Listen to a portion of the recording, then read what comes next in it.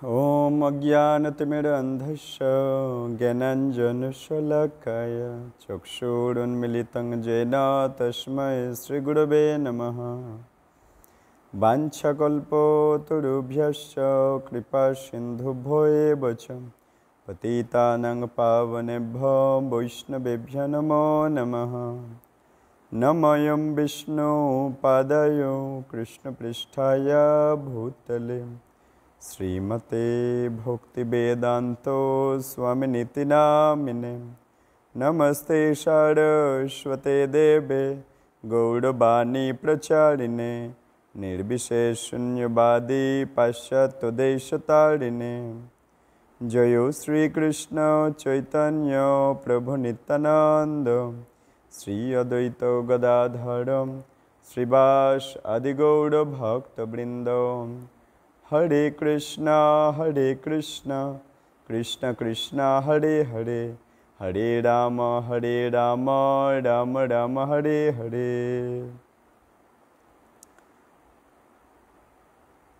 सर्वाग्रे मध्य श्री गुरुदेव श्री श्रीमद जयपताका स्वामी गुरु महाराजेर रातुल श्री चरण कमले भूल लुंठित दंडवत प्रणाम ज्ञापन करे तार अहैतुकी कृपा आशीर्वाद प्रार्थना करछि। तत्पश्चात परम गुरुदेव कृष्ण कृपा श्रीमूर्ति श्रील अभय चरण रविंद्र भक्तिवेदांत स्वामी प्रभुपादेर श्री चरण कमले भूल लुंठित दंडवत प्रणाम ज्ञापन करे तार अहैतुकी कृपा आशीर्वाद प्रार्थना करछि। बर्तमान इस्कনের आचार्यवृंद गौड़ीय मन मिशনের बर्तमान आचार्यवृंद गुरु परम्परा आचार्यवृंद सबाइके श्रीचरण कमले दंडवत प्रणाम ज्ञापन करे तादेर अहैतुकी कृपा आशीर्वाद प्रार्थना करछि। अनंत अनंत कोटि वैष्णव वैष्णवी श्रवणकारी भक्तवृंद सबाइके यथायोग्य प्रणिपात ज्ञापन करे सबार आशीर्वाद मस्तके धारण करे आजकेर श्रीमद् भागवतम अध्ययने प्रवेश करछि। शुधि भक्तवृंद आमरा रयेछि श्रीमद् भागवतमेर चतुर्थ स्कंद नवम अध्याय ध्रुव महाराजेर गृहे प्रत्यावर्तन अध्याये श्लोक 8। चतुर्थ स्कंद नवम अध्याय ध्रुव महाराजेर गृहे प्रत्यावर्तन अध्याये श्लोक 8 आज आमरा प्रवेश करछि। सप्तम श्लोक पर्यन्त आमरा देखेछि ध्रुव महाराजेर सामने ध्रुव महाराज एतक्षण ध्याने भगवान के दर्शन करछिलेन चतुर्भुज नारायण विष्णु के। एखन चोख खुले देखछेन भगवान सामने जे भगवान के ध्याने दर्शन करछिलेन सेई भगवान एखन सामने साक्षात तार सामने बिराज करछेन।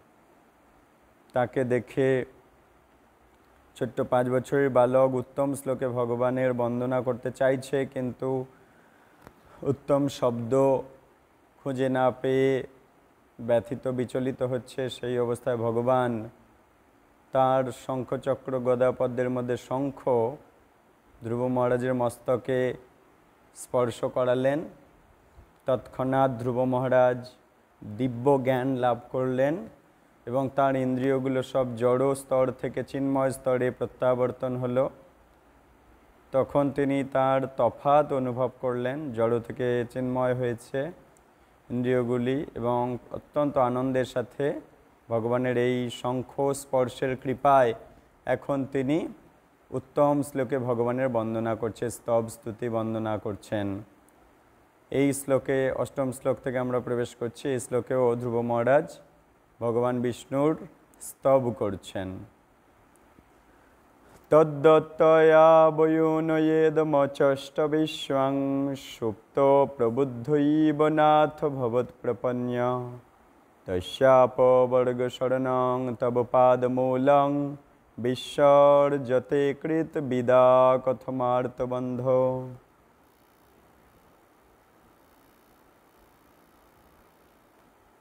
हे प्रभु, ब्रह्मा पूर्ण रूपे आपनार शरणागत। सृष्टिर आदिते आपनी ताके ज्ञान प्रदान करेछिलेन, तार फले तिनी समग्र ब्रह्मांड दर्शन करते पेरेछिलेन। कि बोलछे, हे प्रभु, ब्रह्मा पूर्ण रूपे आपनारई शरणागत। सृष्टि शुरूते आपनी ताके ज्ञान प्रदान करेछिलेन, तार फले तिनी समग्र ब्रह्मांड दर्शन करते पेरेछिलेन এবং হৃদয়ঙ্গম করতে পেরেছিলেন। ঠিক যেমন সুপ্তোত্থিত ব্যক্তি ঘুম থেকে জেগে ওঠার পরেই তার কর্তব্য উপলব্ধি করতে পারে। ঘুমিয়ে থাকা কোনো ব্যক্তি ঘুম থেকে জেগে উঠেই সে বুঝতে পারে তার কি কি কর্তব্য না কর্তব্য। একইভাবে ব্রহ্মার সৃষ্টির আদিতে আপনিই তাকে জ্ঞান দিয়েছিলেন, যার ফলে তিনি বুঝতে পেরেছেন তার কি কি করণীয়। তিনি সমগ্র ব্রহ্মাণ্ড দেখেছেন, হৃদয়ঙ্গম করতে পেরেছিলেন যে এই জগৎ কি, চিন্ময় জগৎ কি, ভগবান কি, সে কি। আপনি মুক্তিকামীদের একমাত্র আশ্রয় এবং আপনি সমস্ত আর্ত ব্যক্তিদের বন্ধু।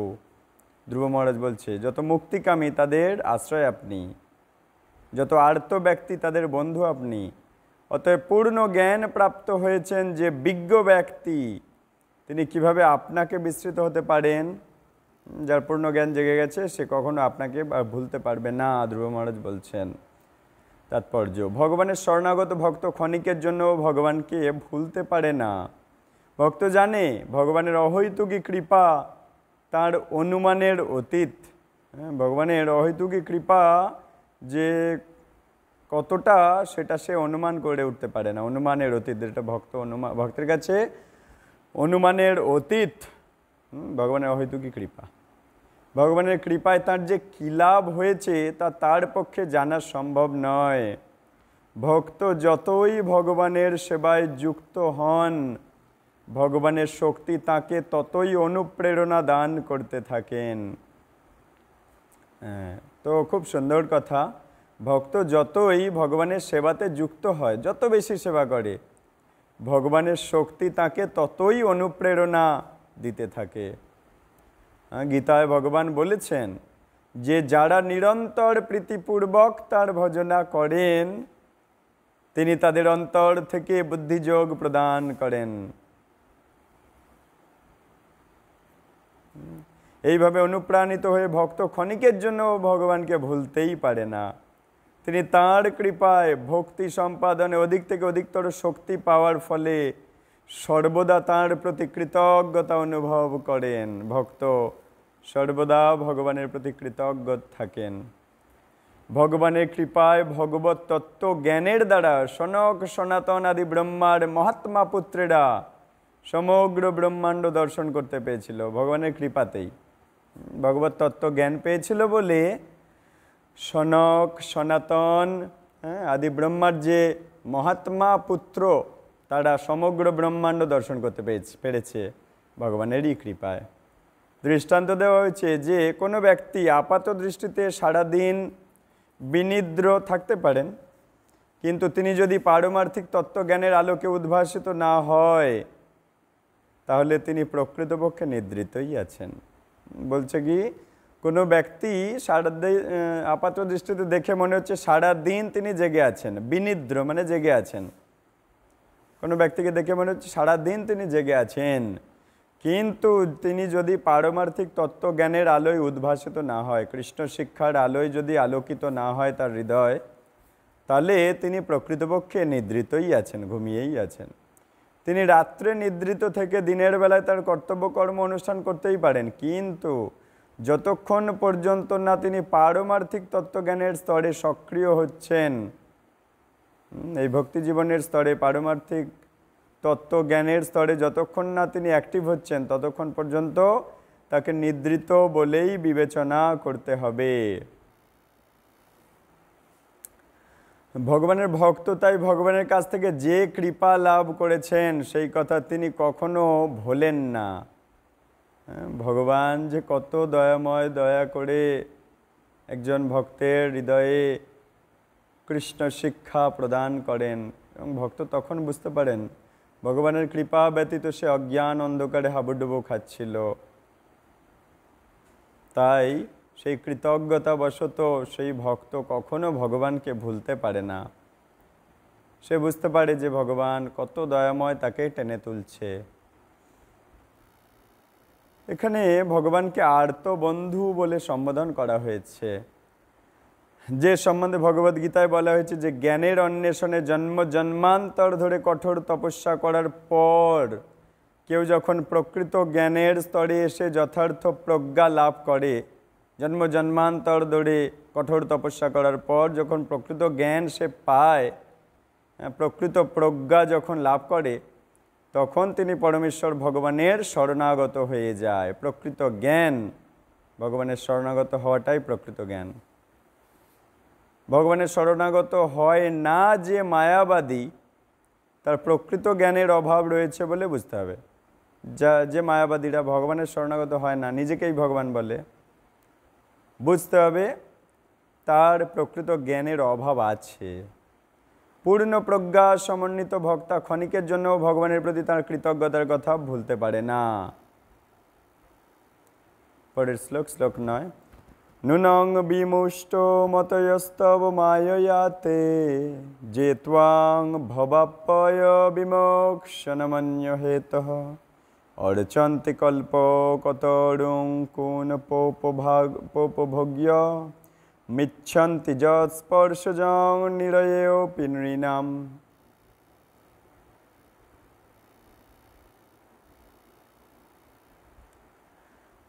যারা, আচ্ছা, ধ্রুব মহারাজ ভগবানকে স্তব করছে, বলছে যারা এই চামড়ার থলিটির, মানে আমাদের দেহের কথা বলছে, যারা এই চামড়ার থলিটির ইন্দ্রিয় তৃপ্তির জন্য কেবল আপনার পূজা করে, তারা অবশ্যই আপনার মায়া শক্তির দ্বারাই প্রভাবিত।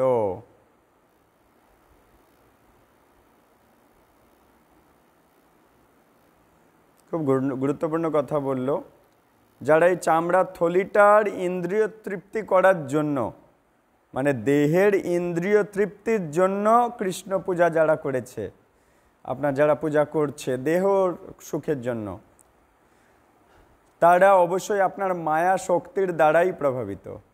এই জন্য মহাপ্রভু আমাদের শিখিয়েছেন যাতে আমরা মায়া শক্তির দ্বারা প্রভাবিত না হই ভগবানের কাছে। সেই জন্য কি চাইতে শিখিয়েছে? ন ধনং, ধন চাইতে না করেছে। ন জনং,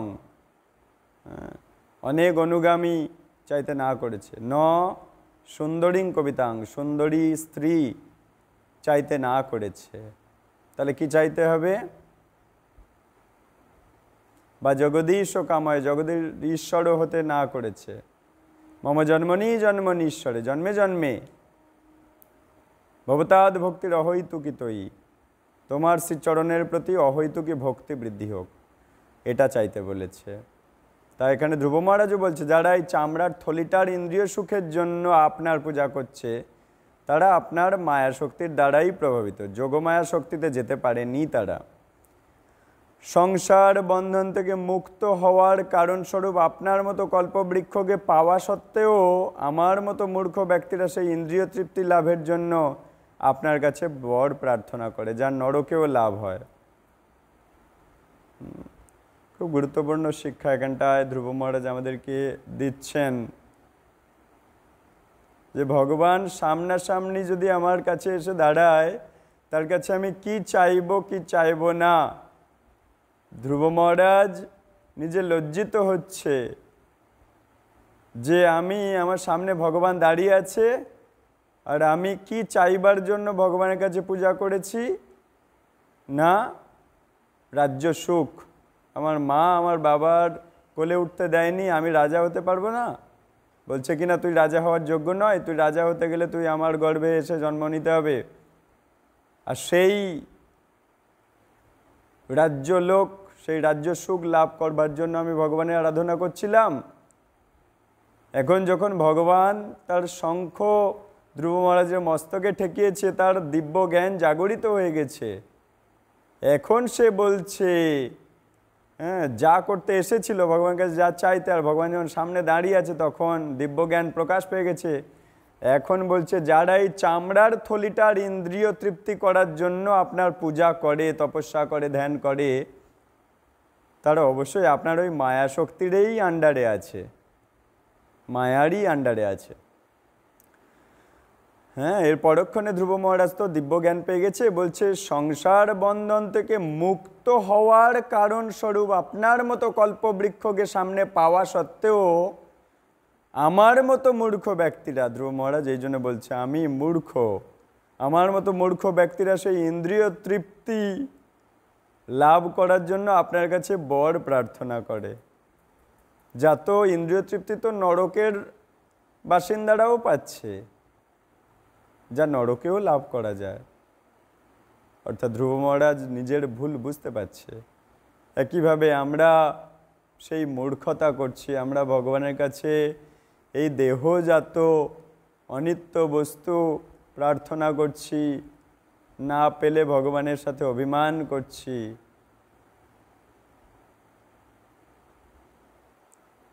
তাই এই জড় সংসার থেকে মুক্তিদানকারী কল্পবৃক্ষরূপী ভগবানকে সামনে থাকার পরেও আমরা ভগবানের কাছে যখন দেহাত্ম বুদ্ধির জন্য কোনো কিছু চাইব, সেটা মূর্খতা, সেটা আমি মায়ার দ্বারাই প্রভাবিত আছি, তার মানে আমরা এটা বুঝতে হবে। শ্রীল প্রভুপাদকৃত তাৎপর্য, জড়জাগতিক লাভের উদ্দেশ্যে শ্রীল প্রভুপাদজি বলছেন, জড়জগতের লাভের উদ্দেশ্যে ভগবত ভক্তিতে প্রবৃত্ত হওয়ার জন্য ধ্রুব মহারাজ অনুতাপ করছে। যখন সে ভক্তি জীবনে এসেছে, তপস্যায় বসেছে, তখন তার দিব্য জ্ঞান ছিল না, সে জড়জগতের লাভের উদ্দেশ্যেই ভক্তি করছে, ভগবানের তপস্যা করছে। কিন্তু এখন যখন তার চিন্ময় জ্ঞান লাভ হয়ে গেছে, এখন অনুতাপ করছে, ইস নিজেই নিজের জীব কাটছে, ইস লজ্জায় পড়ে গেছি, ভগবান সামনে থাকা সত্ত্বেও যে কিনা মুক্তি দিতে পারতো আমাকে এই সংসার বন্ধন থেকে, সেই কল্পবৃক্ষ সামনে থাকাও আমি এই জড়জগতে থাকার বন্ধনে থাকার মতো জিনিস তার কাছে চাইবার জন্য তার কাছে এসেছি। এখানে তিনি তার প্রবৃত্তিকে ভর্ৎসনা করছেন। একইভাবে আমি আমার হৃদয়ে থাকা প্রবৃত্তি, জড়জগৎ দেহাত্মবুদ্ধি যত প্রবৃত্তি, সেগুলো ভগবানের কাছে চাইতে নেই, সেই শিক্ষা আমরা লাভ করছি। যদি বা আমরা চাইব, তাহলে নিজেই নিজের প্রতি ভর্ৎসনা করা উচিত, নিজেই নিজের প্রতি লজ্জিত হওয়া উচিত। অজ্ঞানতার বশেই কেবল মানুষ এই ইন্দ্রিয় সুখ ভোগের উদ্দেশ্যে বা জড়জাগতিক লাভের উদ্দেশ্যে ভগবানের আরাধনা করে। এটা এর পিছনে মূল কারণ হচ্ছে অজ্ঞান। যেই মাত্র ধ্রুব মহারাজ অজ্ঞান ছিল, জড়জগতের চাহিদা ছিল। এখন যেই ভগবান মাথায় শঙ্খ স্পর্শ করিয়েছে, অজ্ঞান চলে গেছে, জ্ঞান জাগ্রত হয়ে গেছে, এখন অনুতাপ করছে, নিজের ভুল বুঝতে পারছে। একইভাবে গুরু গৌরাঙ্গ শ্রীল প্রভুপাদ আশীর্বাদ করুন, যাতে আমাদের অজ্ঞান অবস্থা কেটে জ্ঞান লাভ হয় এবং আমরা নিজেরাই নিজেদের ভুল দেখে অনুতাপ করতে পারি। অজ্ঞানতার বশেই মানুষ ইন্দ্রিয় সুখ ভোগের উদ্দেশ্যে বা জাগতিক লাভের উদ্দেশ্যে ভগবানের কাছে আরাধনা করে। মূল কারণ অজ্ঞান। ভগবান কল্পবৃক্ষের সমান, তার কাছে যাই কামনা করা যায় তাই পাওয়া যায়, কিন্তু সাধারণ মানুষ জানে না তার কাছে কি চাওয়া উচিত, কি বর প্রার্থনা করা উচিত। সাধারণ মানুষ তো অজ্ঞান, তাই জানে না তারা। স্পর্শজনিত সুখ বা ইন্দ্রিয় সুখ শূকর কুকুরেরাও লাভ করে থাকে। ইন্দ্রিয় সুখের পিছনে আমরা সেই শূকর কুকুরের মতো ভগবানের কাছে ইন্দ্রিয় সুখের প্রার্থনা করছি, এটাই আমাদের লজ্জার বিষয়।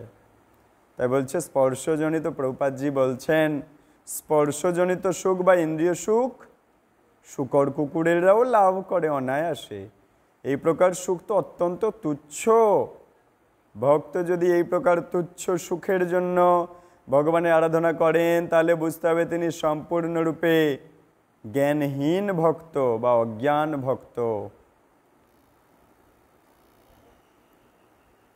পরবর্তী শ্লোক 10-এ ধ্রুব মহারাজ ভগবানকে বলছেন, যা নিবৃত্তি স্তনুবৃতাং তব পাদ পদ্ম ধনাদ ভবজ্জন কথা শ্রবণেন বাস্যাৎ সা ব্রহ্মণি সমহি মন্যপি নাথমাভূত কিং স্তন্ত কাশী লুলিতাদ পততাং বিমানাৎ।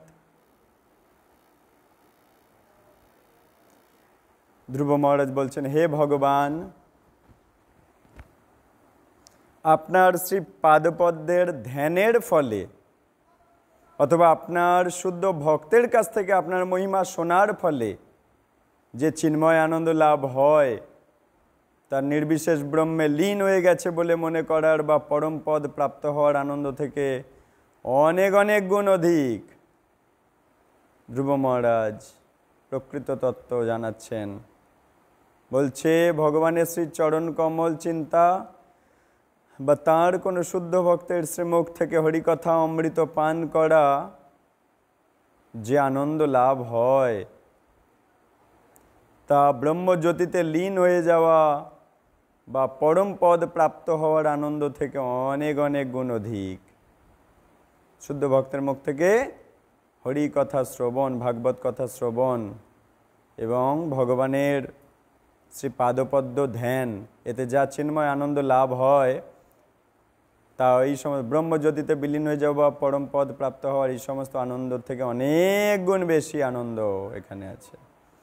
যেহেতু ভগবত প্রেমানন্দের কাছে ব্রহ্মানন্দ হার মেনে যায়। ভগবানের প্রতি প্রেম, এই যে প্রেমে যে আনন্দ, তার কাছে ব্রহ্মানন্দ মানে ব্রহ্মজ্যোতিতে বিলীন হয়ে যাওয়ার আনন্দ হেরে যায়। সুতরাং কালরূপ তরবারি দ্বারা বিনষ্ট হয়ে যায় যে ক্ষণস্থায়ী স্বর্গ সুখ, সেই সম্বন্ধে আর কি বলার আছে। কালরূপ তরবারি, সময়রূপ তরোয়াল দিয়ে বিনষ্ট হয়ে যায় যে ক্ষণিকের স্বর্গসুখ, সেই সম্বন্ধে আর কি বলার আছে। স্বর্গলোকে উন্নীত হলেও সময় যত এগোবে পুনরায় স্বর্গচ্যুত হয়ে মর্তলোকে অধোপতিত হতে হয়। তাই স্বর্গলোক ক্ষণস্থায়ী, স্বর্গসুখ দেয়। তাৎপর্য, শ্রীল প্রভুপাদকৃত তাৎপর্য। প্রভুপাদজি আমাদেরকে শিক্ষা দিচ্ছেন শ্রবণ মানে শোনা, কীর্তন বলা আদি ভগবত ভক্তির মাধ্যমে যে দিব্য আনন্দ আস্বাদন হয়, তার সঙ্গে জড়জাগতিক বৈদিক নির্দেশ মেনে চলা, শাস্ত্র মেনে পুণ্যকর্ম করে স্বর্গসুখ লাভ, এই যে সকাম কর্মী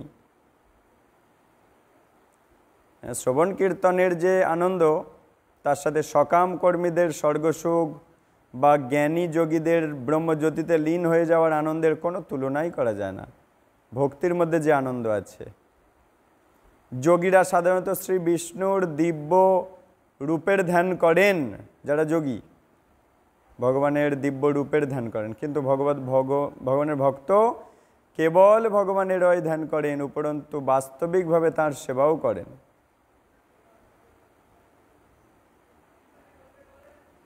যে শুধু ধ্যান নয়, তারা বাস্তবিকভাবে ভগবানের সেবা করে যায়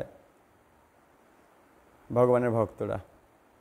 আগের শ্লোকে আমরা ভবাপ্পয় শব্দটি পেয়েছি, যার অর্থ হচ্ছে জন্ম এবং মৃত্যু। ভগবান জন্ম মৃত্যুর বন্ধন থেকে মুক্তি দিতে পারেন। অদ্বৈতবাদীরা মনে করে যে জন্ম মৃত্যুর বন্ধন থেকে মুক্ত হলে পরম ব্রহ্মে মানে ব্রহ্মজ্যোতিতে লীন হয়ে যাওয়া যায়। আসলে সেটা একটা ভ্রান্ত ধারণা। এখানে স্পষ্টভাবে বলে দেওয়া হয়েছে যে শ্রবণ কীর্তনের মাধ্যমে শুদ্ধ ভক্তি যে দিব্য আনন্দ আস্বাদন করেন, তার তুলনা ব্রহ্মানন্দের সঙ্গে নিকৃষ্ট হতে পারে না। শ্রবণ কীর্তনে যে আনন্দ পায় আর ব্রহ্মানন্দের যে আনন্দ, এই দুটো আনন্দের মধ্যে ব্রহ্ম আনন্দের আনন্দটা নিকৃষ্ট, অতি অল্প। আর কর্মীদের অবস্থা আরও নিকৃষ্ট। তাদের লক্ষ্য কি? উচ্চতরের লোকে যাব। বলা হয়েছে জান্তি দেবব্রতা দেবান পিতৃন যান্ত্রী পিতৃব্রতা। যারা দেবদেবীর পূজা করে তারা স্বর্গলোকে উন্নীত হয়, গীতার 9:5। তবে ভগবদ গীতার অন্যত্র আমরা দেখতে পাই ক্ষীণে পুণ্যে মর্তলোকং বিশন্তি। যারা উচ্চ লোকে উন্নীত হয়, তাদের পুণ্যকর্ম ক্ষয়ে গেলে তারা পুনরায় মর্তলোকে ফিরে আসে। তাদের অবস্থা ঠিক আধুনিক যুগের মহাকাশচারীদের মতো। হ্যাঁ, আধুনিক যুগের বিজ্ঞানীরা যারা চন্দ্রলোকে যায়, কিন্তু তাদের জ্বালানি ফুরিয়ে গেলে তাদের এই পৃথিবীতে ফিরে আসতে হয়। আণবিক শক্তির প্রভাবে আধুনিক যুগের মহাকাশচারীরা গ্রহলোকে বা অন্যান্য উচ্চতর লোকে যায়। কি বলছে? আণবিক অস্ত্র, আণবিক শক্তি যখন তৈরি হয়ে গেছে, সেই যুগে আধুনিক যুগের মহাকাশচারী যারা মহাকাশে বিচরণ করে, তারা চন্দ্রলোকে যায় বা অন্যান্য উচ্চতর লোকে যায়, কিন্তু তাদের ইন্ধন ফুরিয়ে গেলে আবার তাদের নিচে নেমে আসতে হয়। তেমনি যারা যোগ্য এবং পুণ্যকর্মের প্রভাবে স্বর্গলোকে উন্নীত হয়, তাদেরও সেই রকমই অবস্থা। পুণ্যকর্মের ইন্ধন ফুরিয়ে গেলে আবার এই ভূলোকে চলে আসতে হবে। অন্তকাশী লুলিতাৎ শব্দটির অর্থ হচ্ছে কালের তরবারির দ্বারা, মানে সময়রূপী তরোয়াল দ্বারা এই জড়জগতে লব্ধ উচ্চ পদ কেটে ফেলা হয় এবং তখন তাকে আবার অধঃপতিত হতে হয়। ধ্রুব মহারাজ বুঝতে পেরেছে ভক্তির ফল নির্বিশেষ ব্রহ্মে লীন হয়ে যাওয়ার অথবা স্বর্গলোকে উন্নীত হওয়ার থেকে অনেক অনেক বেশি মূল্যবান। এখানে পততাং বিমানাৎ শব্দটি অত্যন্ত গুরুত্বপূর্ণ। বিমান মানে হচ্ছে আকাশযান। যারা স্বর্গলোকের উন্নীত হয়,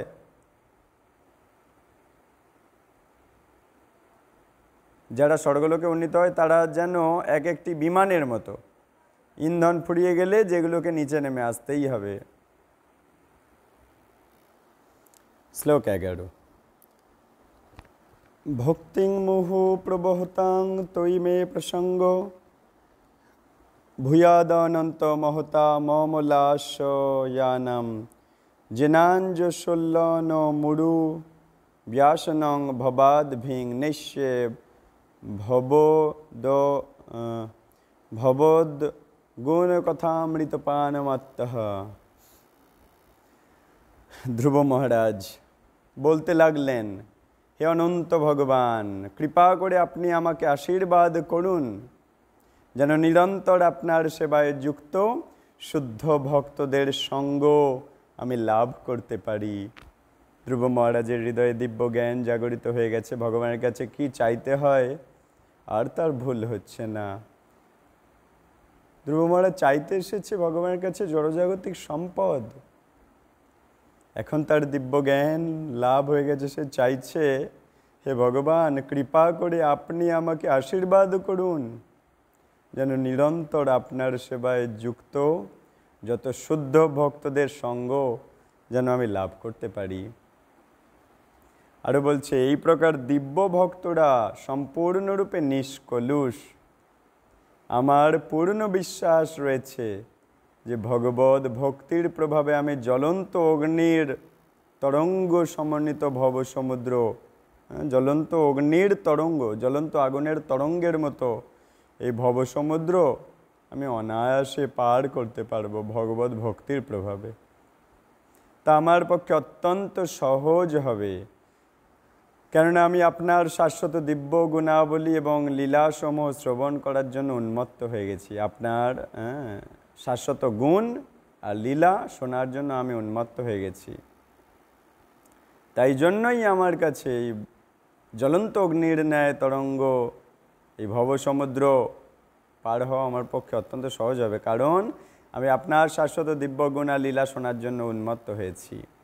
শ্রীল প্রভুপাদ গৃহীত তাৎপর্য। ধ্রুব মহারাজের উক্তির বিশেষ বক্তব্য হচ্ছে তিনি শুদ্ধ ভক্তদের সঙ্গ করতে চেয়েছেন।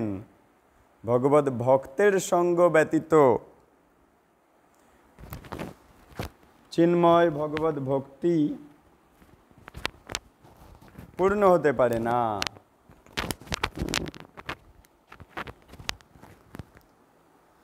শুদ্ধ ভগবত ভক্তের সঙ্গ বাদ দিয়ে চিন্ময় ভগবত ভক্তি পূর্ণ হয় না, অথবা আস্বাদ্য হতে পারে না। তাই আমরা আন্তর্জাতিক কৃষ্ণ ভাবনামৃত সঙ্গ প্রতিষ্ঠা করেছি। প্রভুপাদজি লিখছেন, যারা এই কৃষ্ণ ভাবনামৃত সঙ্গ থেকে পৃথক হয়ে কৃষ্ণ ভাবনায় যুক্ত হতে চায় তারা এক মহামোহের দ্বারা আচ্ছন্ন, কেননা তা সম্ভব নয়। ধ্রুব মহারাজের এই উক্তি থেকে স্পষ্ট বোঝা যায় ভক্তের সঙ্গ ব্যতীত ভক্তি পুষ্ট হতে পারে না। জড় কার্যকলাপ থেকে তা পৃথক হয় না। ভক্ত সঙ্গ না করলে জড় কার্যকলাপ থেকে আমি বেরোতে পারবো না। ভগবান বলেছেন, শতাং প্রসঙ্গান মম বীর্য সংবিদ ভবন্তি হৃৎকর্ণ রসায়নঃ। শ্রীমদ্ ভাগবত 3:25-25। শুদ্ধ ভগবত ভক্তের সঙ্গেই কেবল ভগবান শ্রীকৃষ্ণের বাণী পূর্ণ শক্তি সমন্বিত হয়। খুব গুরুত্বপূর্ণ কথা। কি বলছে? শুদ্ধ ভগবত ভক্তের, ভগবানের শুদ্ধ ভক্তের সঙ্গ করলেই কেবল ভগবান শ্রীকৃষ্ণের বাণী পূর্ণ শক্তি সমন্বিত হয় এবং হৃদয় আর কর্ণের আস্বাদনীয় হয়ে ওঠে। হৃদয় আনন্দিত হয়, কর্ণ আনন্দিত হয়। ধ্রুব মহারাজ ঐকান্তিকভাবে ভগবানের ভক্তের সঙ্গ করতে চেয়েছেন। ভক্তি কার্যে ভক্তের সঙ্গ ঠিক একটা প্রবহমান নদীর ঢেউয়ের মতো। ভক্তিযুক্ত কাজে ভক্ত সঙ্গ একটা প্রবহমান ঢেউ, নদীর ঢেউ বয়ে চলেছে যে ঢেউ, সেই ভক্ত সঙ্গ হচ্ছে সেই ঢেউ। ভক্ত সঙ্গ করলেই আমিও সেই ভক্তি কার্যের ঢেউয়ে ভেসে চলে যেতে পারবো। আমাদের কৃষ্ণ ভাবনামৃত সঙ্গে দিনের মধ্যে 24 ঘন্টাই আমাদের ব্যস্ত থাকতে হয়। আমাদের সময়ের প্রতিটি ক্ষণ ভগবানের সেবায় সর্বদা নিয়োজিত রাখতে হয়। একেই বলা হয় অপ্রতিহতা ভক্তি। অপ্রতিহতা ভক্তি, দিনের প্রতিটি মুহূর্ত ভগবানের সেবায় নিয়োজিত রাখতে হয়। এটা অপ্রতিহতা ভক্তি। মায়াবাদীরা প্রশ্ন করতে পারে, আপনারা ভগবত ভক্তের সঙ্গে অত্যন্ত প্রসন্ন থাকতে পারেন, কিন্তু ভবসাগর পার হওয়ার জন্য আপনারা কি করছেন? মায়াবাদী যারা, তারা বলতেই পারে, ঠিক আছে, আপনারা ভক্তের সঙ্গে অত্যন্ত আনন্দ থাকছেন, ভালো কথা, কিন্তু ভবসাগর পার হওয়ার জন্য আপনারা কি করছেন? সেই প্রসঙ্গে ধ্রুব মহারাজ উত্তর দিয়েছে যে তা খুব একটা কঠিন নয়, ভক্ত সঙ্গ করলে অনায়াসে ভবসাগর পার হওয়া যায়। তিনি স্পষ্টভাবে বলছে, ভগবানের মহিমা শ্রবণে যারা উন্মত্ত, সেই উন্মত্ত হওয়ার ফলে অনায়াসে এই সাগর উত্তীর্ণ হওয়া যায়। এই জন্য ভাগবত মহিমা এখানে আমরা পাচ্ছি। শ্রীমদ্ ভাগবতম থেকে ভক্ত এবং ভগবানের, শুদ্ধ ভক্তের মহিমা, ভগবানের মহিমা শোনার প্রতি যাদের রতি আছে, হরিকথায় যাদের রুচি আছে, অনায়াসে তারা এই সাগর উত্তীর্ণ হয়ে যাবে। কিন্তু হরিকথায় যাদের রুচি নেই তাদের একটু কষ্ট। ভগবদ এই জন্য নষ্টপ্রায়সু অভদ্রেষু নিত্যং ভাগবত সেবয়া। আমরা নিত্য ভাগবত সেবা, আমরা নিত্য যদি ভগবানের কথামৃত সেবা করতে পারি, তাহলে হৃদয়ের যত অভদ্রতা নষ্ট হয়ে যাবে। এটাই ভগবানের কথামৃতের মহিমা, ভগবানের শুদ্ধ ভক্তদের কথামৃতের মহিমা, ভগবানের শুদ্ধ ভক্ত সঙ্গের মহিমা। ভগবদ গুণ কথা, যিনি শ্রীমদ্ ভগবদ গীতা, শ্রীমদ্ ভাগবতম এবং চৈতন্য চরিতামৃত থেকে ভগবানের কথা শ্রবণে ঐকান্তিকভাবে আগ্রহী, অর্থাৎ যিনি গীতা থেকে, ভাগবতম থেকে, চৈতন্য চরিতামৃত থেকে ভগবানের কথা শুনতে খুব আগ্রহী, এবং যিনি প্রকৃতপক্ষে সেই পন্থার প্রতি ঠিক একজন নেশাখোরের মতো আসক্ত।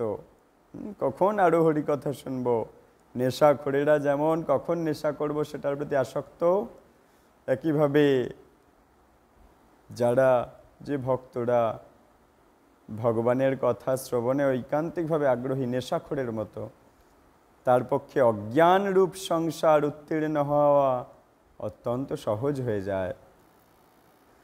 তমসায় আচ্ছন্ন ভবসাগরকে প্রজ্বলিত অগ্নির সঙ্গে তুলনা করা হয়েছে। তমসায় আচ্ছন্ন এই ভবসাগর, এটা কার সাথে তুলনা করছে? প্রজ্বলিত আগুন, এর সঙ্গে তুলনা করছে। আগুনের একটা সাগর পার করা যাবে, কিন্তু ভগবত ভক্তের পক্ষে এই অগ্নি নিতান্তই নগণ্য, কারণ তিনি সম্পূর্ণরূপে ভক্তিতে মগ্ন থাকেন।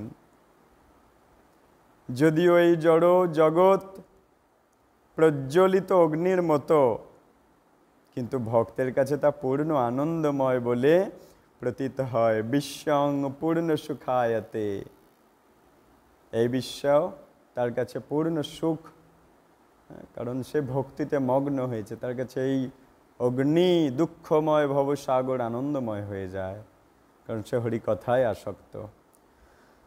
তাই জন্য আমাদের জড় সুখ, ইন্দ্রিয় সুখের প্রতি আসক্ত না হয়ে আমাদের ভগবত কথা অমৃতের প্রতি আসক্ত হতে হবে। শ্রীমদ্ ভাগবতম, চৈতন্য চরিতামৃত, গীতা ইত্যাদি থেকে আমাদের ভগবানের মহিমা শুনতে আসক্ত হতে হবে। তবেই আমাদের প্রকৃত কল্যাণ হবে, তবেই আমরা জড়জগৎ রূপী ভয়ঙ্কর দুঃখের জগৎ থেকে আমরা বেরোতে পারব। ধ্রুব মহারাজের এই উক্তির তাৎপর্য এটা যে ভক্ত সঙ্গে ভগবানের সেবাই হচ্ছে ভগবত ভক্তিতে উন্নতি সাধনের উপায়।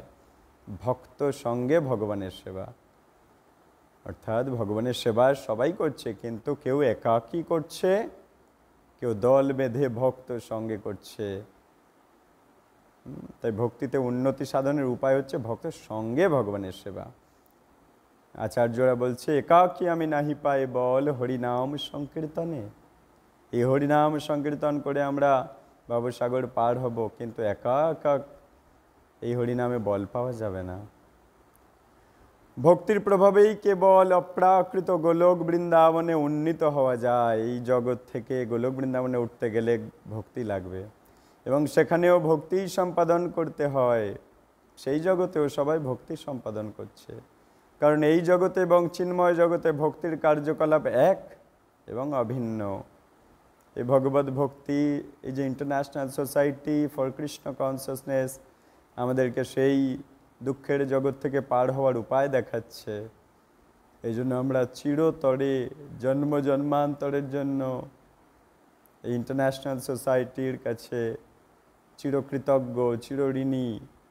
শ্রীল প্রভুপাদজির কাছে, গুরু পরম্পরা আচার্যবৃন্দদের কাছে, বর্তমান আচার্যবৃন্দদের কাছে, গুরুবৃন্দের কাছে আমরা জন্ম জন্মান্তরের জন্য কৃতজ্ঞ।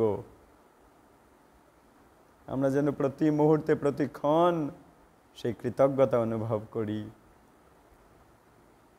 তাই এখানে বলছে, কারণ এই জগতে আর চিন্ময় জগতে, আমরা এই জগতে যে ভক্তির কার্যকলাপ করছি, আর চিন্ময় জগতে যারা আছে তারাও ভক্তি অনুশীলন করছে, তারাও ভক্তির কার্যকলাপ করছে। দুটি এক। এই জগতের মধ্যেই চিন্ময় জগতের কার্যকলাপ সম্পাদিত হচ্ছে। ভক্তির কখনো পরিবর্তন হয় না। এই সূত্রে একটা আমের দৃষ্টান্ত দেওয়া যায়। একটা আম কাঁচা অবস্থাতেও আম, এবং যখন তা পাকে তখন তা আমই থাকে, তবে তা আরও সুস্বাদু এবং আস্বাদ্য হয়ে ওঠে। তাই উন্নত ভক্ত সঙ্গ, শুদ্ধ ভক্ত সঙ্গ, বরিষ্ঠ ভক্ত সঙ্গ হচ্ছে সেই পাকা আমের স্বাদ, আর কনিষ্ঠ ভক্ত সঙ্গ হচ্ছে কাঁচা আমের স্বাদ, কিন্তু দুটোই আম। তেমনি সদ্গুরুর নির্দেশে এবং শাস্ত্র বিধির নির্দেশ অনুসারে ভক্তির অনুশীলন হয়, আবার চিৎ জগতে সরাসরিভাবে ভগবানের সঙ্গ করে ভগবানের সেবা হয়, কিন্তু তা উভয়ই এক, তাতে কোনো পরিবর্তন হয় না।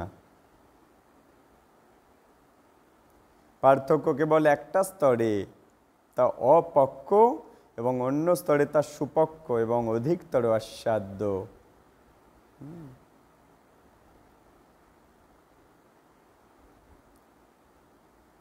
সদ্গুরু নির্দেশে, শাস্ত্র নির্দেশে ভক্তি অনুশীলন, আর চিন্ময় জগতে ভগবানের সঙ্গ, ভগবানের সেবা, দুটোই ওই পাকা, দুটোই আমের ন্যায়, কিন্তু একটা কাঁচা আম, একটা পাকা আম। পার্থক্য কেবল একটা স্তরে, কি না গুরুর নির্দেশ মেনে, শাস্ত্র নির্দেশ মেনে যে ভক্তির অনুশীলন, সেটাও ভক্তি অনুশীলন, কিন্তু এটা অপক্ক ভক্তি অনুশীলন, এবং অন্য স্তরে তার সুপক্ক এবং অধিকতর আস্বাদ্য। হ্যাঁ, ভগবত ভক্তের সঙ্গ প্রভাবেই কেবল ভক্তির পরিপক্ক অবস্থা লাভ করা যায়। ভক্তির অপক্ক অবস্থা থেকে পরিপক্ক অবস্থায় যেতে গেলে ভক্ত সঙ্গ করতে হবে। পরবর্তী শ্লোকে ধ্রুব মহারাজ বন্দনা করছেন ভগবানের। শ্লোক 12। তেন স্মরন্তে তিতরাং প্রিয়মি সমর্তং যে চান্নদহ সুতসূরিদগৃহ বিত্তদার জিতজ্জনাভ ভবদীয় পদারবিন্দ সৌগন্ধ লুব্ধ হৃদয়ে সুকৃত প্রসঙ্গ। অনুবাদ। হে কমলাভ ভগবান, কমল নাভ ভগবান, অর্থাৎ হে ভগবান, আপনার নাভি থেকে কমল অর্থাৎ পদ্ম বেরিয়েছে, যিনি আপনার শ্রী পাদপদ্মের সৌরভে নিরন্তর লোলুপ ভক্তের সঙ্গ করেন। ধ্রুব মহারাজ বলছেন, যিনি আপনার শ্রী পাদপদ্মের সৌরভে নিরন্তর লোলুপ এমন ভক্তদের সঙ্গ যিনি করেন, তিনি কখনো বিষয় আসক্ত মানুষদের অত্যন্ত প্রিয় যে দেহ এবং সেই দেহের সঙ্গে সম্পর্কিত আত্মীয় স্বজন, সন্তান সন্ততি, বন্ধুবান্ধব, গৃহবৃত্ত ও পত্নীর প্রতি আসক্ত হয় না। প্রকৃতপক্ষে তিনি সেইগুলি গ্রাহ্যই করেন না। খুব গুরুত্বপূর্ণ শিক্ষা এখানে ভগবান আমাদেরকে দিচ্ছেন, ধ্রুব মহারাজ আমাদেরকে দিচ্ছেন, দিব্য জ্ঞান প্রাপ্ত ধ্রুব মহারাজ দিচ্ছেন, যিনি আপনার শ্রী পাদপদ্মের সৌরভে নিরন্তর লোলুপ ভক্তের সঙ্গ করে, তিনি কখনো বিষয় আসক্ত মানুষদের অত্যন্ত প্রিয় এই যে দেহ, দেহের সাথে সম্পর্কিত আত্মীয় স্বজন, এগুলো বিষয় আসক্ত মানুষদের কাছে খুবই প্রিয়। তার নিজের দেহ, তার দেহের সাথে সম্পর্কিত আত্মীয় স্বজন খুব প্রিয়। বিষয়ী ব্যক্তিদের আরও প্রিয় সন্তান সন্ততি, বন্ধুবান্ধব, তার গৃহ, তার বৃত্ত, তার পত্নীর প্রতি যে আসক্তি, এইরকম আসক্তিতে আর সে আসক্ত হয় না। কে আসক্ত হয় না? যিনি শুদ্ধ ভক্ত সঙ্গ করছে। কেমন ভক্ত সঙ্গ? না, যে ভক্ত নিরন্তর ভগবানের পাদপদ্মের সৌরভে নিরন্তর লোলুপ, যিনি তার সঙ্গ যিনি করেন, সেই রকম বিষয়ের প্রতি আসক্ত হয় না। তাহলে ধ্রুব মহারাজ আমাদের এখানে শিক্ষা দিচ্ছে শুদ্ধ ভক্ত সঙ্গ, শুদ্ধ ভকত চরণ রেণু ভজনের অনুকূল।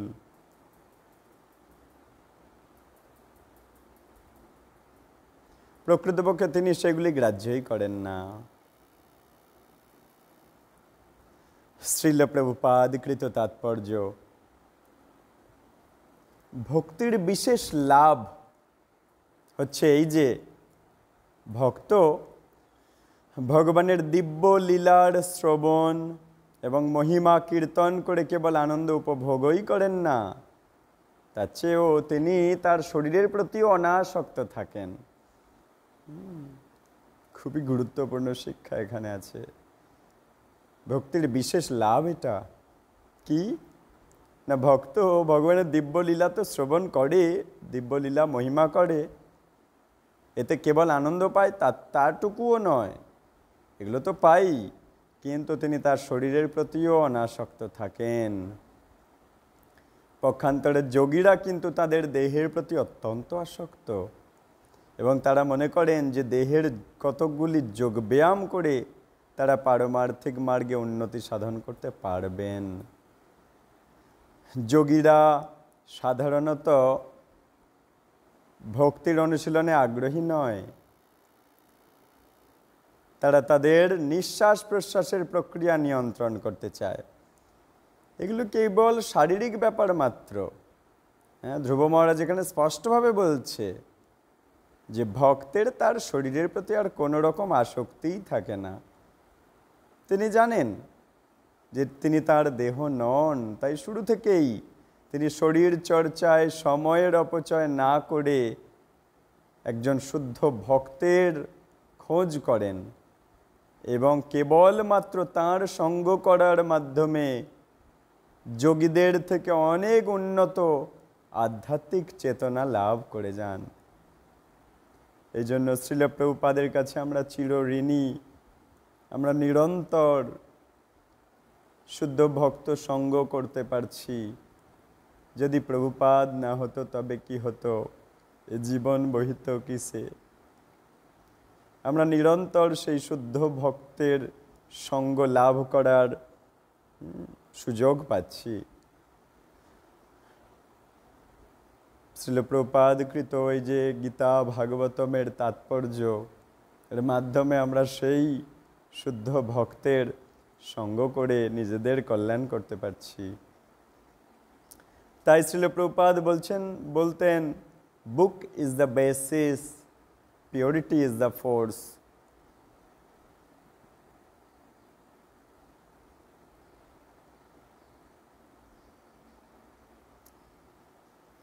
তিনি জানেন,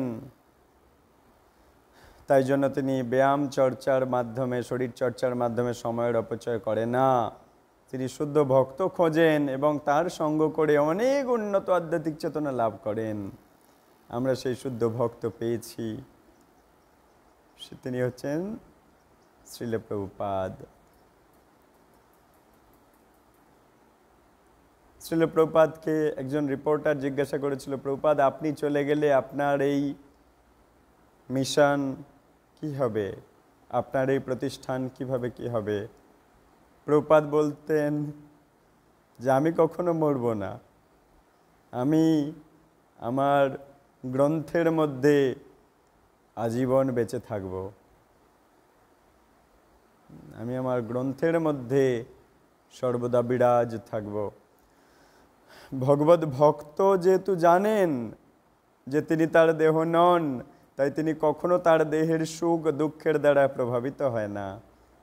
তিনি তার দেহের সঙ্গে সম্পর্কিত পত্নী, সন্তান, সন্ততি, গৃহ, ধন সম্পদ ইত্যাদির প্রতি আগ্রহশীল হয় না, অথবা এই সমস্ত বিষয় থেকে যে সুখ দুঃখের উদয় হয় তার প্রতিও আসক্ত হয় না। এটাই ভগবত ভক্ত হওয়ার একটা বিশেষ লাভ। জীবনের এই অবস্থা তখনই লাভ করা যায় যখন মানুষ ভগবানের শ্রী পাদপদ্মের সৌরভ সর্বদা আস্বাদনকারী ভক্তের সঙ্গ লাভে আগ্রহশীল হয়, তখনই। পরবর্তী শ্লোকে ধ্রুব মহারাজজি বলছেন, ভগবানের স্তব করছেন,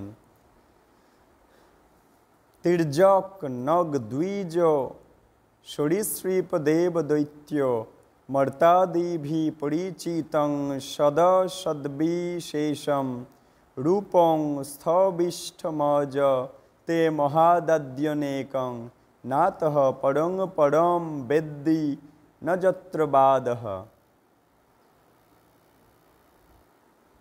হে ভগবান, হে অজ, আমি জানি যে পশু, বৃক্ষ, পক্ষী, কি পশু, গাছ, পাখি, সরীসৃপ, দেব, দানব, মানুষ প্রভৃতি বিভিন্ন প্রকার জীবাত্মারা মহত্তত্ত্ব থেকে উদ্ভূত ব্রহ্মাণ্ডের সর্বত্র ছড়িয়ে রয়েছে। মহত্তত্ত্ব থেকে উদ্ভূত ব্রহ্মাণ্ড, তার সব জায়গায় ছড়িয়ে আছে এরা। পশু, পাখি, গাছপালা, দেব, দানব, মানুষ সবাই ছড়িয়ে আছে ব্রহ্মাণ্ডের সব জায়গায়। আমি জানি সেই জীবাত্মারা কখনো ব্যক্ত এবং কখনো অব্যক্ত। যখন জড় সৃষ্টি হয়ে আছে সেই বুদ্বুদের ভেতরে, ব্রহ্মাণ্ডের ভেতরে জীবাত্মারা ব্যক্ত আছে, আবার যখন জড় সৃষ্টি ধ্বংস হচ্ছে ভগবানের দেহে তারা অব্যক্ত অবস্থায় থাকছে জীবাত্মারা, আমি জানি। কিন্তু আমি এই প্রকার পরম রূপ কখনো দর্শন করিনি যা আমি এখন দেখছি। ধ্রুব মহারাজ, শ্রীল ধ্রুব মহারাজ ভগবানকে সাক্ষাৎ সামনাসামনি দেখে ভগবানকে বলছেন যে আমি জানি এই জীবাত্মারা কখনো ব্যক্ত অব্যক্ত আছে, কিন্তু আমি এই প্রকার পরম রূপ কখনো দেখিনি যা আমি এখন দেখছি। এখন মতবাদ সৃষ্টি করার জন্য তর্ক বিতর্কের সমাপ্তি হয়ে গেছে। তাৎপর্য, ভগবদ্গীতায় ভগবান বলেছেন তিনি ব্রহ্মাণ্ডের সর্বত্র ছড়িয়ে রয়েছেন, কিন্তু সব কিছুই যদিও তাকে আশ্রয় করে রয়েছে, তবুও তিনি সব কিছু থেকে স্বাধীন। সবাই তাকে আশ্রয় করে আছে, কিন্তু ভগবান সব কিছুর থেকে স্বাধীন। ভগবান আশ্রয় দাতা আর সবাই আশ্রয় গ্রহীতা। সেই একই বিচার এখানে ধ্রুব মহারাজও ব্যক্ত করেছেন। তিনি উল্লেখ করেছেন যে ভগবানের চিন্ময় রূপ দর্শন করার পূর্বে তিনি কেবল নানা প্রকার জড় রূপ দেখেছিলেন। যতক্ষণ ভগবানের চিন্ময় রূপ দেখেনি, নানা প্রকার জড় রূপ দেখেছেন, কত জলচর, কত পাখি, পশু ইত্যাদি, যার সংখ্যা 84 লক্ষ। প্রকৃত তত্ত্ব হলো ভগবানের সেবায় যুক্ত না হওয়া পর্যন্ত ভগবানের অনন্ত রূপ হৃদয়ঙ্গম করা অসম্ভব। সেই কথা গীতায়ও বলা হয়েছে। যতক্ষণ না আমি ভগবানের সেবায় যুক্ত না হচ্ছি, ততক্ষণ ভগবানের এই অনন্ত রূপ হৃদয়ঙ্গম করতে পারবো না। সেই কথা গীতায় বলেছেন, ভক্তা মাম অভিজানাতি, ভক্তি ব্যতীত পরম সত্য পরম পুরুষকে অন্য কোনো পন্থার দ্বারা লাভ করা যাবে না। ভক্তিকে বাদ দিয়ে পরম সত্য পরম পুরুষকে অন্য কোনো পদ্ধতির দ্বারা লাভ করতে পারবে না। এখানে ধ্রুব মহারাজ পরমেশ্বর ভগবানের উপস্থিতিতে যে পূর্ণ জ্ঞান তিনি লাভ করেছিলেন তার সঙ্গে তার পূর্ববর্তী জ্ঞানের অবস্থার তুলনা করেছেন। কি বলছে? ধ্রুব মহারাজ পরমেশ্বর ভগবানের উপস্থিতিতে যে পূর্ণ জ্ঞান তিনি লাভ করেছেন, ভগবান তার সামনে আছে, ভগবানের উপস্থিতির জন্য যে পূর্ণ জ্ঞান লাভ করেছে তার সঙ্গে তার পূর্ববর্তী জ্ঞানের অবস্থার তুলনা করছে, যে আগে আমার কি জ্ঞান ছিল আর ভগবানের কৃপায় আমার কি জ্ঞান লাভ হয়েছে। জীবের কাজ হচ্ছে সেবা করা। যতক্ষণ পর্যন্ত জীব ভগবানকে জানতে না পারে ততক্ষণ সে পশু পক্ষী বৃক্ষ সরীসৃপ দেবদেবী মানুষ দানব ইত্যাদির সেবা করে। জীবাত্মা হয় নিত্য কৃষ্ণ দাস, সে দাসত্ব তার ঘুচবে না। কিন্তু যতক্ষণ সে অজ্ঞান থাকে, যতক্ষণ সে ভগবান সম্বন্ধে না জানে, ততক্ষণ সামনে যাদেরকে পেয়েছে তাদের দাসত্ব করেছে। সে পশু হোক পাখি হোক গাছপালা সরীসৃপ দেবদেবী মানুষ দানব ইত্যাদি, এদের সেবা করেছে যতক্ষণ ভগবানকে জানে না। দেখা যায় যে কোনো মানুষ একটা কুকুরের সেবা করছে, অন্য কেউ বৃক্ষের সেবা করছে, কেউ বা লতার সেবা করছে, কেউ দেবতার সেবা করছে, অন্য কেউ মানব সমাজের সেবা করছে, অথবা অফিসে তার মনিবের সেবা করছে, কিন্তু কেউই কৃষ্ণের সেবা করছে না। সাধারণ মানুষদের কি কথা, এমনকি যারা পারমার্থিক উপলব্ধিতে উন্নত তারাও বড়জোর বিরাট রূপের সেবা করছে, অথবা ভগবানের পরম রূপ হৃদয়ঙ্গম করতে না পেরে ধ্যানের দ্বারা শূন্যের আরাধনা করছে। ধ্রুব মহারাজ কিন্তু ভগবানের আশীর্বাদ লাভ করেছেন। ভগবান যখন তার শঙ্খের দ্বারা ধ্রুব মহারাজের মস্তক স্পর্শ করেছিলেন তখন তার হৃদয়ে দিব্য জ্ঞান প্রকাশিত হয়েছিল এবং ধ্রুব মহারাজ ভগবানের চিন্ময় রূপ হৃদয়ঙ্গম করতে পেরেছিলেন। ধ্রুব মহারাজ এখানে স্বীকার করেছেন যে তিনি কেবল অজ্ঞানে আচ্ছন্নই ছিলেন না, বয়সেও তিনি ছিলেন শিশু। ভগবান যদি তার শঙ্খের দ্বারা ধ্রুব মহারাজের কপাল স্পর্শ করে তাকে আশীর্বাদ না করতেন তাহলে তার মতো একজন অজ্ঞান শিশুর পক্ষে ভগবানের পরম রূপ হৃদয়ঙ্গম করা সম্ভব হতো না। পরের শ্লোক 14তে ধ্রুব মহারাজ স্তব করছেন ভগবানের। কল্পান্ত ঈদখিলং যথরেণ গৃহ্ণান शेते पुमान सदृग अनंत सखस्तदंके जन्नाभिसिन्धुरुहो कांचन लोकपद्यो गर्भेद्युमान भगवते प्रणौतस्मि तस्मै। हे भगवान, कल्पेर अन्ते भगवान गर्भदक्षायी विष्णु समग्र ब्रह्मांड तार उदरेर मध्य सन्निविष्ट करें। হ্যাঁ, অর্থাৎ নাভি থেকে সৃষ্টি, আবার নাভির মধ্যে উদরের মধ্যে সমগ্র ব্রহ্মাণ্ড সন্নিবিষ্ট করে নেন। কল্প যখন শেষ হয়ে যায়, যখন জড়জগৎ ধ্বংস হয়, তিনি শেষ নাগের শয্যায় শয়ন করেন গর্ভদক্ষায়ী বিষ্ণু, এবং তখন তার নাভি থেকে একটা স্বর্ণময় কমল উত্থিত হয়। শেষ নাগের শয্যায় শয়ন করেন, তার নাভি থেকে একটা স্বর্ণময় কমল, সোনার পদ্ম ফুল উত্থিত হয় এবং তাতে ব্রহ্মার জন্ম হয়েছিল। স্বর্ণময় কমল, সোনার পদ্ম ভগবান গর্ভদক্ষায়ী বিষ্ণু নাভি থেকে উত্থিত হয়েছে এবং তাতে ব্রহ্মার জন্ম হয়েছিল। আমি বুঝতে পারছি যে আপনিই হচ্ছেন সেই পরম ঈশ্বর ভগবান, তাই আমি আপনাকে আমার সশ্রদ্ধ প্রণতি নিবেদন করি। শ্রীল প্রভুপাদ কৃত তাৎপর্য। পরমেশ্বর ভগবান সম্বন্ধে ধ্রুব মহারাজের জ্ঞান, ভগবান সম্বন্ধে যে ধ্রুব যা বলছে এটা পূর্ণ জ্ঞান। বেদে বলা হয়েছে যস্মিন বিজ্ঞাতে সর্বম এবং বিজ্ঞাতং ভবতি। ভগবানের দিব্য অহৈতুকী কৃপার ফলে জ্ঞান প্রাপ্ত হন, এমনই পূর্ণ যে ভক্তরা সেই জ্ঞানের দ্বারা ভগবানের সমগ্র সৃষ্টিকে জানতে পারেন। ধ্রুব মহারাজের সামনে ভগবান ক্ষীরোদকশায়ী বিষ্ণু উপস্থিত ছিলেন, কিন্তু ধ্রুব মহারাজ ভগবানের অন্য দুটি রূপ, যেমন গর্ভোদকশায়ী রূপ এবং কারণোদকশায়ী বিষ্ণু সম্বন্ধে অবগত ছিলেন। মহাবিষ্ণু বা কারণোদকশায়ী বিষ্ণু, কারণ উদক, উদক মানে জল, কারণ সমুদ্রের জলে যিনি শায়িত, কারণোদকশায়ী বিষ্ণু বা মহাবিষ্ণু ব্রহ্ম সম্বন্ধে ব্রহ্মসংহিতায় বলা হয়েছে 5:48, যশৈক নিঃশোষিত কালমথাবলম্ব জীবন্তী লোম বিলোজা জগোদণ্ডনাথ বিষ্ণুর মহান স ইহ যস্য কলা বিশেষ গোবিন্দমাদিপুরুষং তমহং ভজামি। প্রতিকল্পান্তে সমগ্র জগৎ যখন বিলীন হয়ে যায়, কল্পান্ত মানে কল্প অন্ত, কল্প মানে জড়জগৎ সৃষ্টি ধ্বংসের মাঝের টাইম, এটাকে বলে কল্প। কল্প যখন অন্ত হয়ে যায়, জড়জগৎ যখন ধ্বংস হয়ে যায়, সমগ্র জগৎ যখন বিলীন হয়ে যায়, তখন সব কিছু ওই পদ্মফুলটি, স্বর্ণকমল যুক্ত পদ্মফুলটি, সব কিছু গর্ভোদকশায়ী বিষ্ণুর নাভি থেকে বেরিয়েছিল, আবার নাভির মধ্যে প্রবেশ করে যায়। যিনি ভগবানের আদি রূপ শেষ নাগের অঙ্কে শয়ন করেন,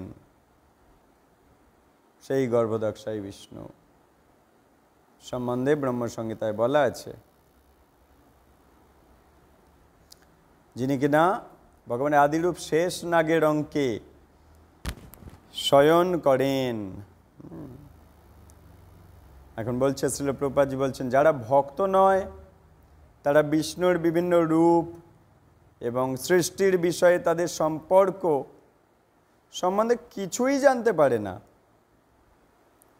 কখনো কখনো নাস্তিকেরা তর্ক করে, গর্ভোদকশায়ী বিষ্ণুর নাভি থেকে একটা পুষ্পের নাল উদ্ভব হওয়া কি করে সম্ভব?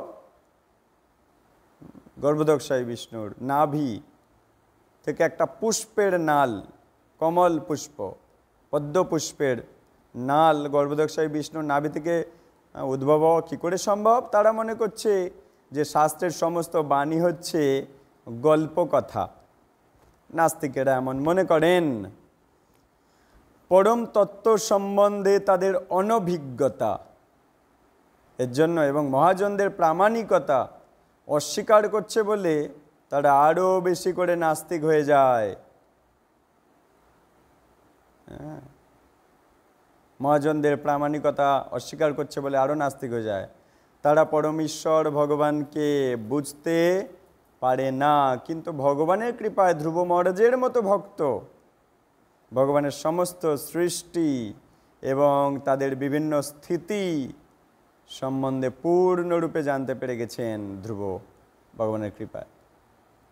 বলা হয়েছে ভগবানের স্বল্প কৃপাও যিনি লাভ করেছে, ভগবান যদি এত এক বিন্দু কৃপা দৃষ্টি দেন, যিনি লাভ করেছেন তিনি তার মহিমা হৃদয়ঙ্গম করতে পারেন।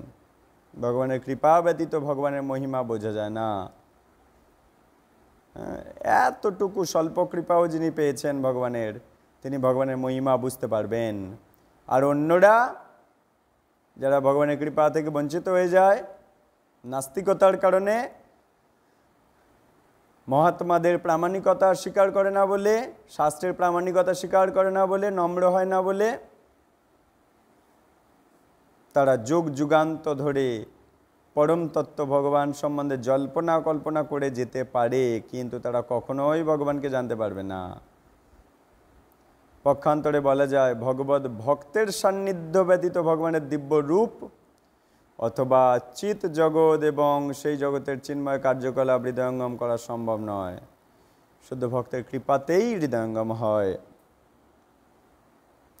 ত্বং নিত্য মুক্ত পরিশুদ্ধ বিবুদ্ধ আত্মা কুটস্থ আদি পুরুষ ভগবাংস্ত্রধীশ যদ বুদ্ধ অবস্থিতিম খণ্ডিতয়া সদৃষ্টা দ্রষ্টা স্থিতাবধিমখ ব্যতিরিক্ত আশসে। হে ভগবান, আপনার অখণ্ড চিন্ময় দৃষ্টিপাতের দ্বারা, ধ্রুব মহারাজ বলছে, ভগবান সামনে দাঁড়িয়ে আছে, তার স্তব করছে, হে ভগবান, আপনার অখণ্ড চিন্ময় দৃষ্টিপাতের দ্বারা, ভগবানকে বলছে আপনার চিন্ময় দৃষ্টি দিয়ে আপনি বুদ্ধির কার্যের সমস্ত অবস্থার পরম সাক্ষী।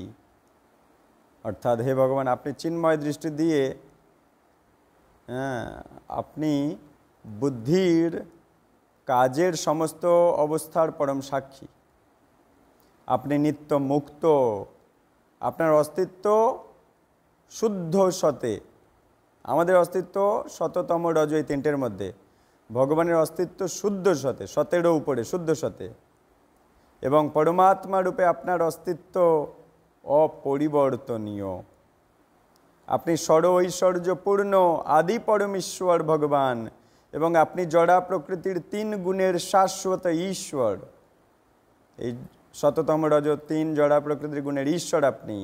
আপনি 6টা ঐশ্বর্যে পূর্ণ, আপনি আদি পরমেশ্বর ভগবান। তাই আপনি সমস্ত সাধারণ জীব থেকে ভিন্ন। শ্রী বিষ্ণুরূপে আপনি সমগ্র ব্রহ্মাণ্ডকে পালন করছেন সর্বতোভাবে, এবং আপনি স্বতন্ত্র থাকলেও সমস্ত যোগ্য ফলের ভোক্তা আপনি।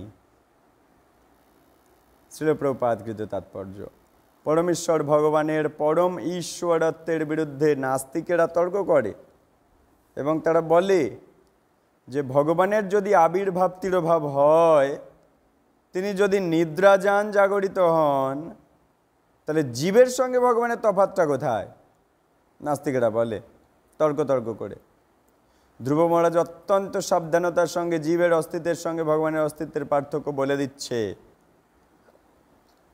তিনি নিম্নলিখিত পার্থক্যগুলো দিয়েছে। কি? যে ভগবান নিত্য মুক্ত, আর আমরা বদ্ধ হয়ে আছি। যখন হয় তিনি আসেন, এমনকি এই জড়জগতেও তিনি কখনো জড়া প্রকৃতির 3টে গুণের দ্বারা আবদ্ধ হয় না। আমরা 3টে গুণের দ্বারা আবদ্ধিত হয়ে যাই। তাই তার নাম ত্রধীশ, বা জড়া প্রকৃতির 3টে গুণের ঈশ্বর।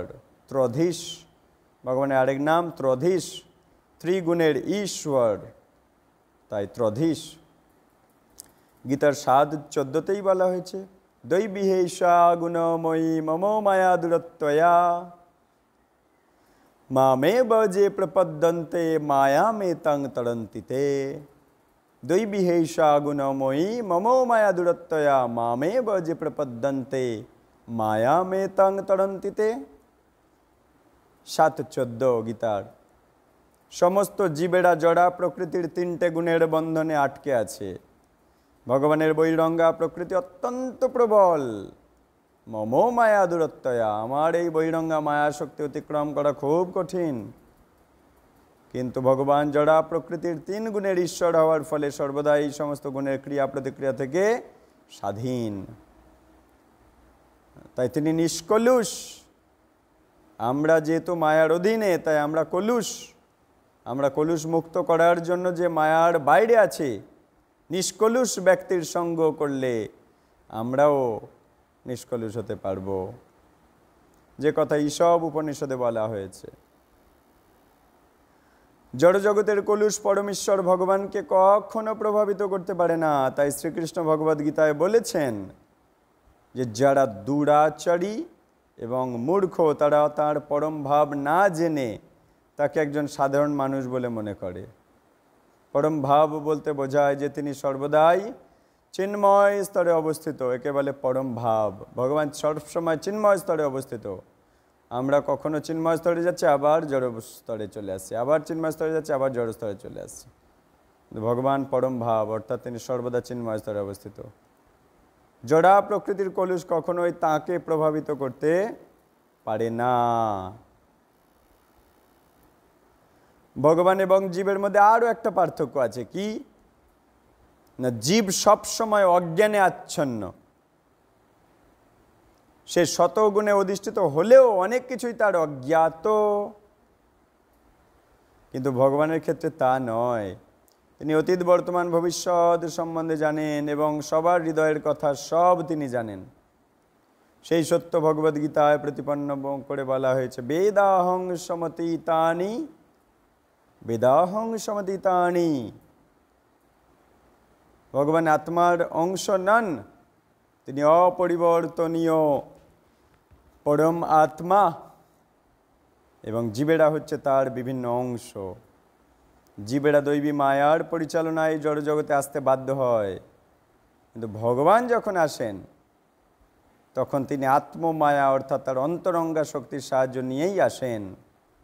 আর তাছাড়া জীব অতীত, বর্তমান এবং ভবিষ্যৎ সম্মানিত কালের অধীন। তার জীবনের শুরু হয়েছে, সেই শুরুই হচ্ছে জন্ম, এবং বৃদ্ধ অবস্থায় মৃত্যুতে তার জীবনের সমাপ্তি হয়। কিন্তু ভগবান হচ্ছেন আদি পুরুষ। ব্রহ্মসংহিতায় ব্রহ্মা আদি পুরুষ গোবিন্দকে তার সশ্রদ্ধ প্রণতি নিবেদন করেছেন। গোবিন্দম আদি পুরুষং তমহং ভজামি। ব্রহ্মাজি আদি পুরুষ গোবিন্দকে প্রণাম করছে, ভজনা করছে। জড়জাগতিক সৃষ্টির আদি রয়েছে, কিন্তু ভগবানের আদি নেই, অন্ত নেই। বেদান্তে বলা হয়েছে জন্মদাস্য যতঃ, সব কিছুরাই জন্ম হয়েছে পরমেশ্বর ভগবানের থেকে, কিন্তু তার জন্ম হয় না। সব কিছুর জন্ম ভগবানের থেকে, কিন্তু ভগবানের জন্ম হয় না। তিনি সর ঐশ্বর্যপূর্ণ এবং কারো সঙ্গেই তাঁর তুলনা করা যায় না। তিনি জড়া প্রকৃতির ঈশ্বর। তার বুদ্ধিমত্তা সর্ব অবস্থাতেই অখণ্ড এবং সমগ্র সৃষ্টির পালনকর্তা হওয়া সত্ত্বেও তিনি তা থেকে পৃথক। বেদের কঠ উপনিষদের 2:2-13 উল্লেখ করা হয়েছে নিত্য নিত্যানাং চেতনশ্চেতনম। কঠ উপনিষদে বলা হয়েছে ভগবান হচ্ছেন পরম পালনকর্তা। জীবনের অস্তিত্বের উদ্দেশ্য হচ্ছে যজ্ঞের দ্বারা তাঁর সেবা করা। এটা জীবের অস্তিত্বের উদ্দেশ্য, যজ্ঞের দ্বারা তার সেবা করা। তিনিই হচ্ছেন সমস্ত যজ্ঞ ফলের প্রকৃত ভোক্তা। তাই সবার কর্তব্য তাদের জীবন, তাদের ধন, তাদের বুদ্ধি এবং বাণীর দ্বারা ভক্তি সহকারে তাঁর সেবায় যুক্ত হওয়া। সেটাই হচ্ছে জীবের স্বরূপত ধর্ম। কারণ সমুদ্রে পরমেশ্বর ভগবানের নিদ্রার সঙ্গে সাধারণ জীবের নিদ্রার কখনো তুলনা করা উচিত নয়। কোনো অবস্থাতেই জীবের সঙ্গে পরমেশ্বর ভগবানের তুলনা করা যায় না। সেই কথা বুঝতে না পেরে মায়াবাদীরা নির্বিশেষবাদ বা শূন্যবাদের সিদ্ধান্তে উপনীত হয়। এই পর্যন্ত আজ আমরা ভাগবতীয় কথা শ্রীমদ্ ভাগবত অধ্যয়ন বিরাম দিচ্ছি আজকের জন্য। কিছু ভুল ত্রুটি, কিছু অপরাধ পরিলক্ষিত হলে মার্জনা করবেন। বাঞ্ছা কল্পতরুভ্যশ্চ কৃপা সিন্ধুভ্যেব চ পতিতানাং পাবনেভ্যো বৈষ্ণবেভ্যো নমো নমঃ। অনন্ত কোটি ভক্তবৃন্দ কি জয়, শ্রবণকারী ভক্তবৃন্দ কি জয়, সমবেত ভক্তবৃন্দ কি জয়। নিতাই গৌর প্রেমানন্দ। হরি হরি বল।